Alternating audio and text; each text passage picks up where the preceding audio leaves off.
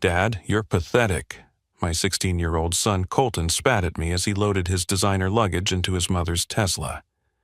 "Mom's husband just bought me a $95,000 BMW for my birthday. You? You couldn't even afford to take me to Applebee's." Those words hit harder than any punch I'd ever taken in my life. I stood there in the driveway of my ex-wife's mansion, holding a wrapped gift that suddenly felt worthless in my hands, watching my only child choose luxury over love.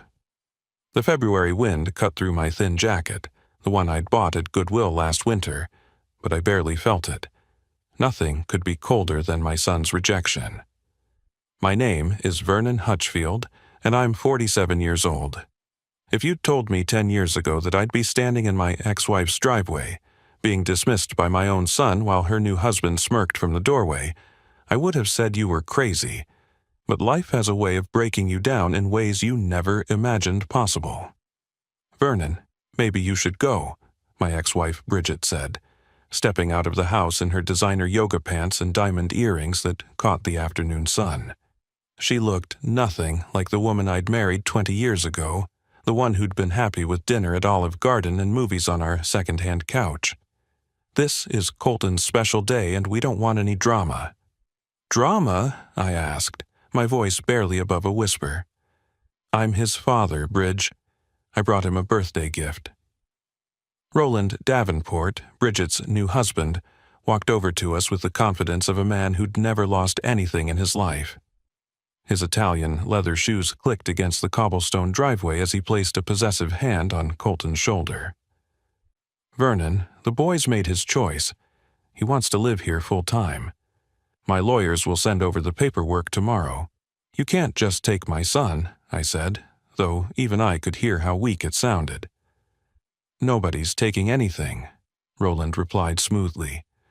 "Colton's 16. The court will listen to what he wants. And what he wants is stability, opportunity, and a father figure who can actually provide for him." Colton wouldn't even look at me. He was too busy showing his friends the BMW's interior on a live stream, bragging about the heated seats and the premium sound system. Each feature he listed felt like another nail in the coffin of our relationship. "Colton," I tried one more time, "can we just talk for 5 minutes? Just you and me?" "There's nothing to talk about, Dad," he said, finally meeting my eyes. The contempt I saw there was worse than hatred. It was disappointment. "You lost your business. You lost our house. You lost Mom, and now you're losing me. Maybe it's time you asked yourself why you're such a failure at everything." The crowd of teenagers at the party had gone quiet, all of them watching this humiliation unfold. Some were recording on their phones. By tomorrow, my humiliation would probably be viral on TikTok. The broke dad who couldn't compete with the rich stepdad. I'm about to tell you how losing everything I loved led me to discover my father had left me $267 million, money that had been locked away by the government for 40 years. But there was one condition that would change everything. A condition that would force me to confront not just my past, but the lies I'd believed about my own father my entire life. You see, Wendell Hutchfield died when I was 7 years old. My mother, Ruth, raised me on her own, working double shifts at Columbus General Hospital's cafeteria. She told me my father was a dreamer who wasted his life tinkering with useless inventions in a rusty workshop. "Your daddy loved his pipe dreams more than his family," she'd say whenever I asked about him. "Don't be like him, Vernon. Be practical. Be responsible."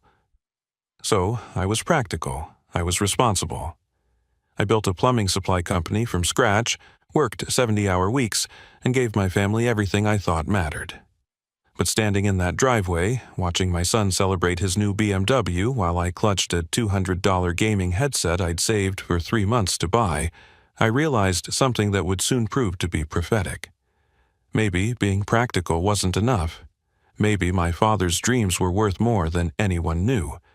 And maybe, just maybe, the biggest failures in life are actually the setups for the most extraordinary comebacks.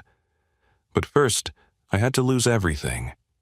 And I mean absolutely everything. 3 years after my divorce, I was living in a one-bedroom apartment above Chen's Chinese kitchen in Columbus, Ohio. The smell of General Tso's chicken was my daily alarm clock at 5:30 sharp when Mr. Chen fired up his woks for the lunch prep. My apartment was 500 square feet of peeling linoleum and windows that didn't quite close all the way. In winter, I'd stuff towels in the gaps to keep the snow out.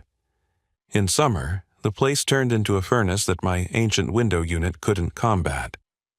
Every morning, I'd check my Uber driver app before my feet even hit the floor, hoping for those golden airport runs that paid $40 or $50 instead of the $5 campus rides that barely covered gas. I kept a spreadsheet on my phone tracking every penny. Gas, $80 a week. Car payment on my 2011 Honda Accord, $300 a month. Insurance, $150. After everything, I'd clear maybe $800 in a good week.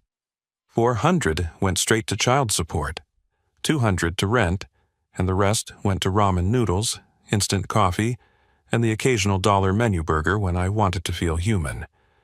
I wasn't always like this. That's what I told myself every morning when I looked in the mirror and saw a man I didn't recognize anymore. 10 years ago, I owned Hutchfield Plumbing Supply with 12 employees and a warehouse on the south side of Columbus. We supplied parts to half the construction companies in Franklin County. I had a house in Worthington with a 2-car garage, a riding mower I used every Saturday, and a membership at the local country club that I never had time to use but kept anyway because it meant something to have it. Colton played Little League at the field behind Worthington Elementary. I coached his team, the Tigers, and we went to the championships twice. Bridget would bring orange slices and Capri Suns to every game, sitting in her folding chair with the other moms, proud of the life we'd built. Saturday nights were for family dinners at Giuseppe's, where the owner knew us by name, and always brought Colton extra breadsticks. Sundays were for church at First Methodist, then lunch at Bob Evans, where Colton would always order the same thing: chocolate chip pancakes with extra whipped cream. "You're a good man, Vernon," Bridget used to say, curling into me on the couch after Colton went to bed. "You're nothing like your father. You're stable, dependable, safe." She meant it as a compliment, but looking back, maybe safe was just another word for boring. The crash came in 2021. First, the Henderson Group canceled a $2 million contract when their financing fell through. Then Morrison Construction went bankrupt, owing me $300,000 I'd never see. The final blow came when my biggest competitor, a national chain, moved into town with prices I couldn't match. Within 6 months, I went from 12 employees to 3, then to just me, then to a bankruptcy lawyer named Phil who charged $2,000. I didn't have to tell me what I already knew. I was finished. "Vernon, you've given up," Bridget said that last night in our empty house. The bank had already started foreclosure proceedings. The furniture was gone, sold on Facebook Marketplace for pennies on the dollar. We stood in what used to be our living room, our voices echoing off bare walls. "You're not the man I married. You're not even trying anymore." She was right. The fight had gone out of me the day I had to tell my employees I couldn't make payroll. Good men with families, guys who'd trusted me and I'd failed them. After that, what was the point of fighting?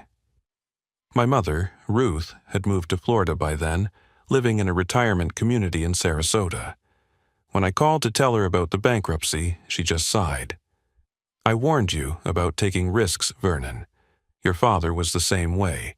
Always thought he was one idea away from changing the world. Look where it got him. Dead at 37 with nothing to show for it but a garage full of half-finished inventions, and debt I spent 20 years paying off." But she was wrong about the debt part, it turned out. She was wrong about a lot of things. I started driving for Uber the day after the divorce was finalized. It was supposed to be temporary, just until I figured out my next move. That was 3 years ago. Funny how temporary has a way of becoming permanent when you're too tired to imagine anything else.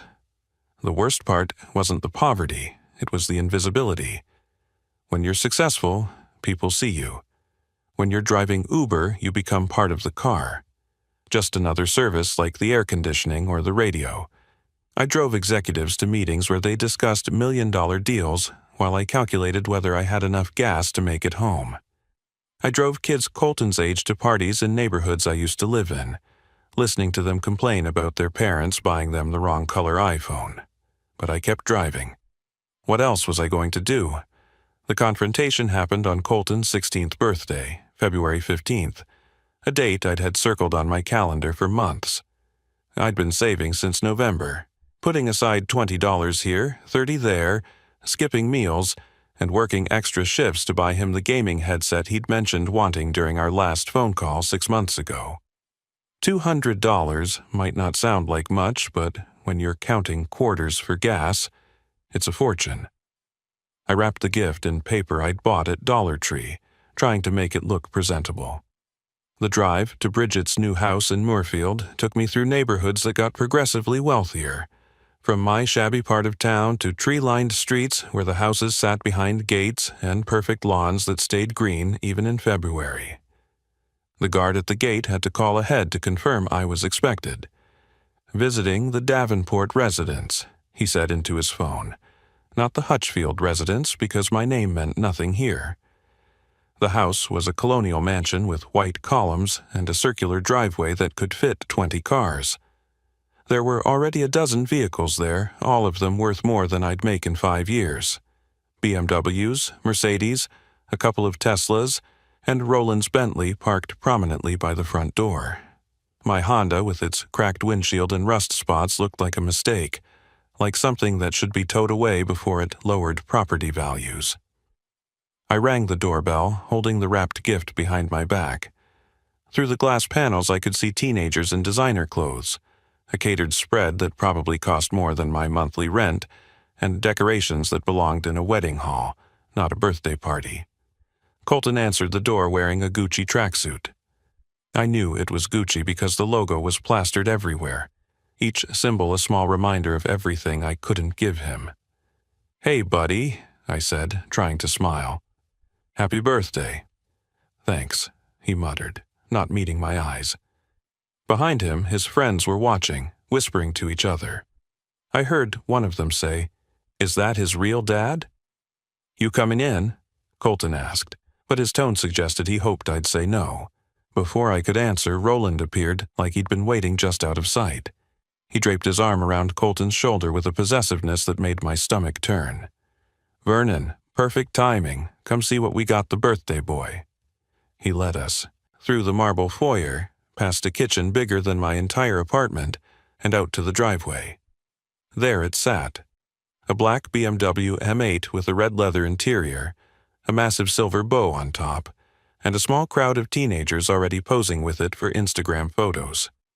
95,000, Roland announced, loud enough for everyone to hear. "Nothing but the best for my boy.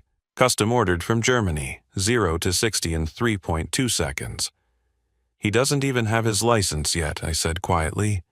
"Getting it next week," Roland replied. "Already signed him up for private driving lessons with a professional instructor. $500 an hour, but worth it for safety, don't you think?" Colton was already in the driver's seat, his friends piling in, everyone taking selfies and videos. The joy on his face was something I hadn't seen in years. Not since before the divorce, before the bankruptcy, before I became the father who couldn't afford anything. "What did you get him, Vernon?" Bridget asked, emerging from the house in an outfit that probably cost more than my car. She knew exactly what she was doing, asking that question in front of everyone. I held out the wrapped gift. "It's that gaming headset you wanted," I said to Colton, who was climbing out of the BMW. He didn't even take it from my hands. "I already have one. Roland bought me the new wireless Pro version last month." The silence that followed was suffocating. 30 teenagers and a dozen adults, all watching the poor father hold his pathetic gift while standing next to a car worth more than he'd make in 3 years. "I'm done pretending," Colton said suddenly, his voice carrying across the driveway. "You're the reason our family is poor. You're the reason Mom had to find someone else. You're the reason I'm embarrassed to tell people you're my father." "Colton, that's enough," Bridget said half-heartedly, but she was already checking her phone, distracted by something more important than my humiliation. "No, Mom, it's not enough. I want to live here full-time, with you and Roland. At least Roland knows how to be successful. At least he can provide. At least he doesn't show up to my birthday with some clearance rack gift and pretend it means something." Each word was carefully chosen for maximum damage. My son had learned the art of cruelty from somewhere, and I wondered if it was from Roland or from watching me fail so consistently that contempt became his only defense mechanism. "If that's what you want," I managed to say, my voice barely holding together. "It is," Colton said, already turning back to his car, his real present, the symbol of everything Roland could give him that I couldn't. "And Dad? Maybe you should stop coming around for a while. It's just awkward. My friends think it's weird that you drive Uber. Tyler's dad saw you picking up his drunk neighbor last week. Do you know how embarrassing that is?" I left the party without saying goodbye, still holding the wrapped headset. 2 weeks passed in a blur of 18-hour driving shifts and gas station coffee. I'd thrown myself into work with the desperation of a man trying to outrun his thoughts. I slept in my car between airport runs to save gas money, showering at the 24-hour fitness place that still hadn't noticed my membership expired 6 months ago. I'd texted Colton 37 times. Each message showed as read, but he never replied. Finally, his number started bouncing back as undeliverable. He'd blocked me. It was a humid Tuesday morning when everything changed. The kind of February day in Columbus where the weather can't decide if it wants to rain or snow, so it does both half-heartedly. I was microwaving water for instant coffee, too broke to run the electric kettle, when someone knocked on my door. Not the usual timid knock of Mrs. Rodriguez from 2B asking to borrow milk, but firm, official, like someone who knocked on doors for a living. Through the peephole, I saw a woman in a dark suit holding a leather folder and what looked like a government badge. My first thought was child support enforcement. I was 2 weeks behind on February's payment, and Ohio didn't mess around with deadbeat dads. "Mr. Vernon Hutchfield?" she asked when I opened the door. "If this is about the child support, I'm only 2 weeks behind, and I'll have it by Friday. I've got 3 airport runs scheduled, and I'm Agent Patricia Morse from the United States Patent and Trademark Office, Special Archives Division." She held up her credentials, the gold badge catching the hallway's fluorescent light. "May I come in?" I let her in because I honestly didn't know what else to do. She sat on my salvage store couch, the one with the mysterious stain I'd covered with a blanket, and pulled out a tablet from her briefcase. "Mr. Hutchfield, are you the son of Wendell James Hutchfield, born March 12, 1947, died August 8, 1984? "Yes, but I don't understand what this is about. My father sold irrigation equipment. He died when I was 7. Agent Morse pulled up something on her tablet and turned it toward me. It was a scanned document, old and official-looking, with my father's name at the top. "Your father held 14 patents between 1979 and 1983. These patents involved revolutionary water purification technology, specifically a ceramic and silver ion filtration system that required no external power source." "That's impossible. My mother said he tinkered with stuff, but nothing ever came of it. Your mother was likely unaware of the full scope of your father's work. In 1983, the Department of Defense classified his patents under the Invention Secrecy Act. The technology was deemed vital to national security during the Cold War. The military has been using variations of his designs in combat zones for the past 40 years. She pulled up another document, this one with a lot of redacted black bars but clear enough to read the important parts. The classification has just been lifted as part of a routine 40-year review.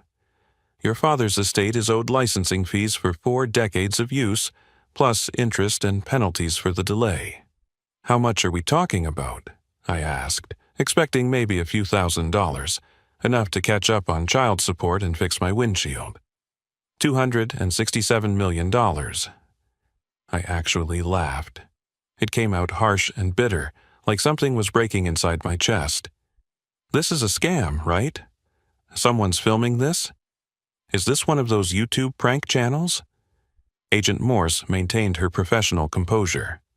She pulled out a physical document from her briefcase. Heavy paper with the Department of Defense seal embossed so deep you could feel it. This is very real, Mr. Hutchfield. The initial payment of $267 million represents back payments and interest. Additionally, the patents are now entering the public domain, and your father's estate will receive royalties on all future commercial applications. My hands were shaking as I read the document. The numbers didn't seem real. They couldn't be real. My father died broke. My mother had said so 1,000 times. We'd lived on food stamps and church charity after he passed. However, Agent Morse continued, and that single word hit me like cold water, there is a condition. Your father included an unusual clause in his will, which was sealed along with the patents. She handed me another document, this one handwritten on yellow legal paper. I recognized my father's handwriting immediately. It was the same careful script from the birthday cards I still kept in a shoebox under my bed. To my son Vernon, I read aloud, my voice catching. If you're reading this, it means the government finally released what they took. The money means nothing if you don't understand why I created these inventions. Go to the old workshop at 447 Riverside Road in Zanesville. Under the floorboards beneath the workbench, you'll find something that explains everything. But you cannot go alone. You must bring your son, my grandson. Only when both generations understand our legacy can the money be claimed. This is not about wealth, Vernon. It's about something much more important. It's about understanding that a man's worth isn't measured in his bank account, but in the problems he solves and the lives he changes. Both you and your son need to learn this together. My son won't even answer my calls, I said. He blocked my number. Then I suggest you find a way to reach him, Agent Morse said, standing up and smoothing her skirt. You have 30 days to fulfill the requirement, or the funds revert to the federal research budget. Here's my card. Call me when you've completed the conditions.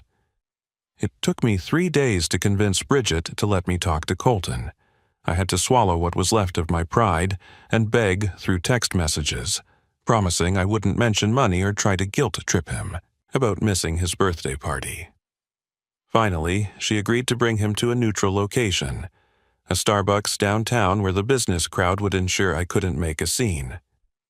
Colton walked in 20 minutes late, wearing AirPods and staring at his phone, making it clear this was an obligation, not a choice. He ordered a $7 coffee drink without asking if I could afford it, which I couldn't, but I paid anyway with the last of my tip money from yesterday's airport run. 5 minutes, he said, sitting down and pulling out only one AirPod. Roland's picking me up for golf lessons at the country club. Your grandfather left us something, I said quickly, knowing I had to hook him fast. I need you to come with me to find it. The grandfather who died when you were 7, what could he possibly have left? More debt? I pulled out Agent Morse's card and slid it across the table, then showed him a photo I'd taken of the Department of Defense document. His eyes went straight to the number at the bottom. $267 million? He pulled out his other AirPod, his drink forgotten. This is real? As real as that BMW in your driveway. But here's the thing. We can't claim it unless we both go to his old workshop. Together. It was his condition. Why would he make that a condition? He didn't even know me. He knew you'd exist someday, and he knew something about our family that I'm just starting to understand.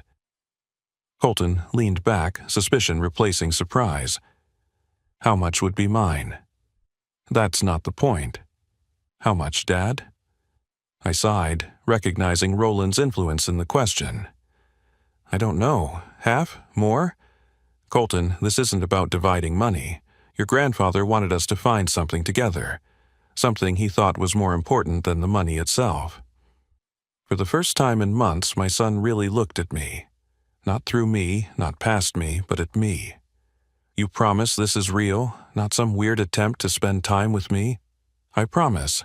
Fine, one trip, but I'm driving myself. 2 days later, we stood outside 447 Riverside Road in Zanesville, an hour southeast of Columbus. The building was a rust-covered metal warehouse that looked like a strong wind could knock it over. The faded sign reading Hutchfield Irrigation Supplies was barely visible under decades of rust and bird droppings. Broken windows were covered with plywood, and weeds grew through cracks in the concrete. "Grandpa worked here?" Colton asked, stepping over broken glass and rusted metal. "This place is a dump." Apparently, he did more than work here. The inside was worse than the outside. Dust particles floated in shafts of sunlight that came through holes in the roof. Old irrigation equipment lay scattered around like mechanical fossils. The air smelled of rust and decay and something else, something chemical and sharp. We found the workbench in the back corner, a massive oak table that seemed too well built for the surrounding decay. Together, neither of us speaking, we pried up the floorboards. The wood came away easily, like it had been designed to be removed.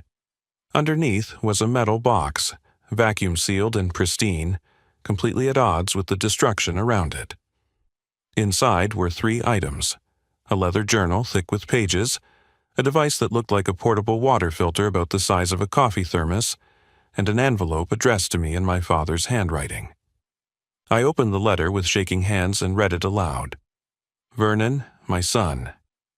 By now you know about the money, but money wasn't why I spent nights in this workshop while you and your mother slept. In 1982, I traveled to Guatemala with a church mission.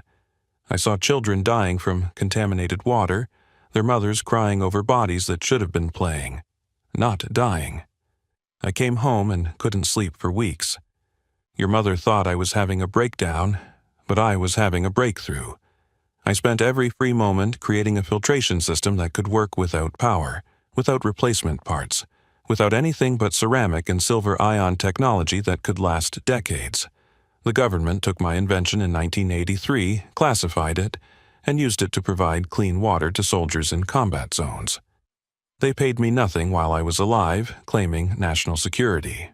But I knew someday it would be declassified. The prototype in this box still works. I tested it to last 50 years. The journal contains my original designs, and something more important, letters from villages where the military tested early versions without my knowledge. Lives saved. Children who grew up instead of dying from cholera and dysentery. Families that stayed whole.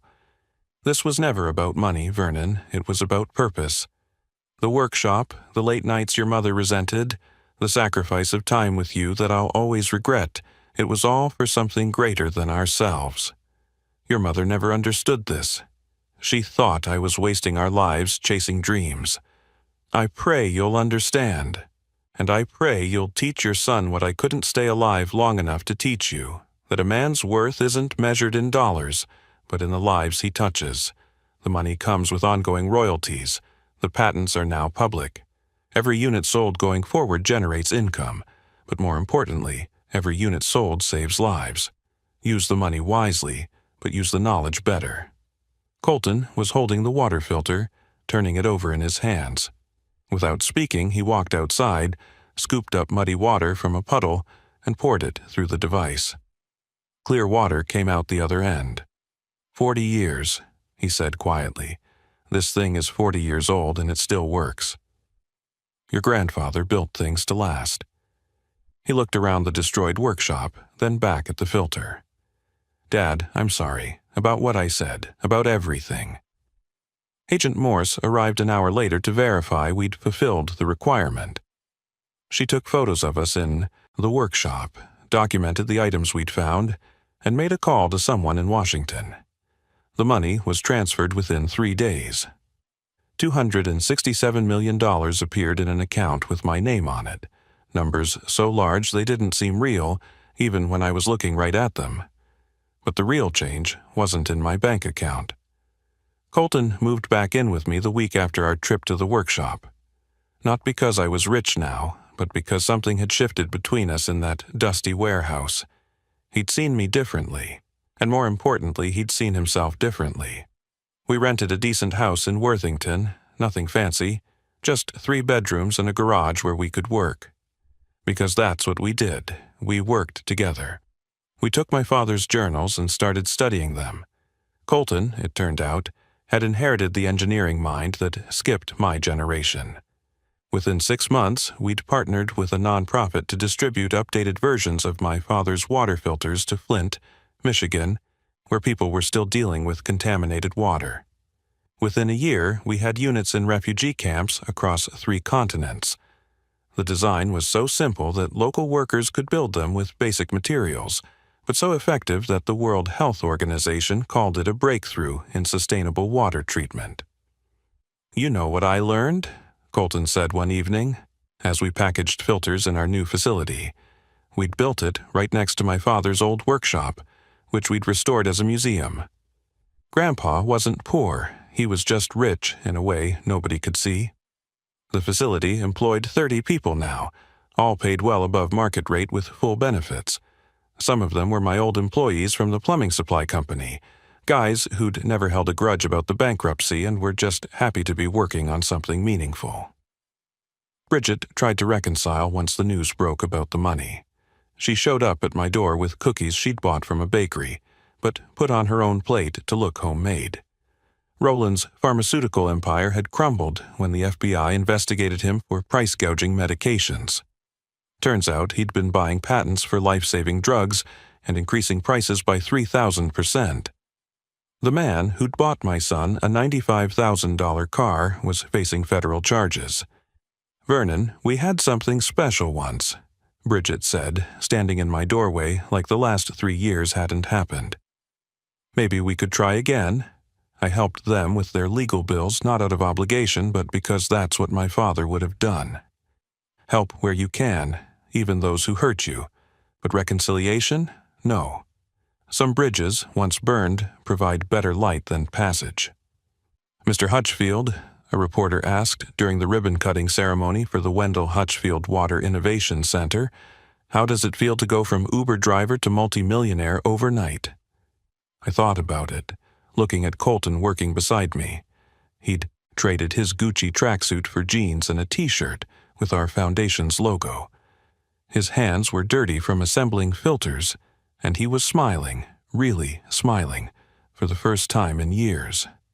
"I didn't become rich when the money came," I told the reporter. "I became rich the day I understood what my father was trying to teach me.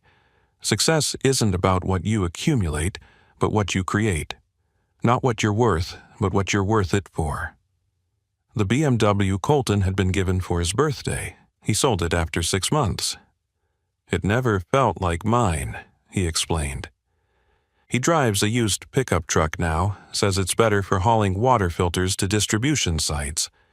We could afford a mansion, but we live in that modest 3-bedroom house, 2 blocks from the Innovation Center. Every morning we walk to work together, past Chen's Chinese kitchen where I used to live above. Mr. Chen stops me sometimes when I pick up takeout. "Your father," he says in his broken English, pointing at Colton, then at the Innovation Center down the street, "he would be proud."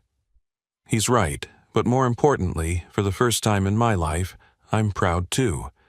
Not of the money, though it helps us help others.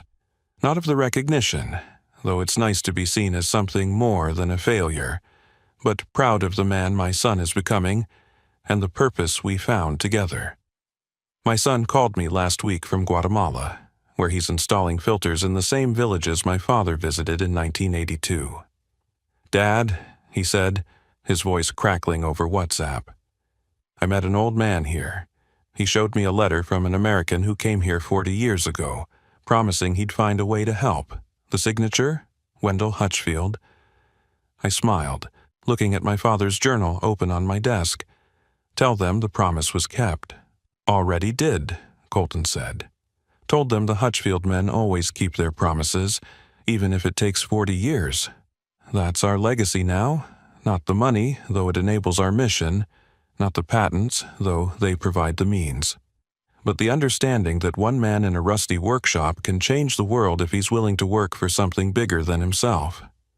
The water filter from my father's workshop sits on my desk, still functional after 40 years, a reminder that things built with purpose last longer than those built for profit. And that sometimes losing everything is the only way to find what truly matters. My son doesn't call me pathetic anymore. He calls me Dad. And that's worth more than $267 million. That's worth everything. If this story touched you, if it reminded you that success isn't always what it seems, and that the greatest inheritances aren't always money, please take a moment to like this video and share it with someone who needs to hear it. Drop a comment below about a time when you discovered something unexpected about your own family, or when losing something led you to finding something better. And don't forget to subscribe to our channel for more stories that remind us all what really matters in life. Thank you for listening to my story. Until next time, remember, your worth isn't measured in dollars, but in the lives you touch.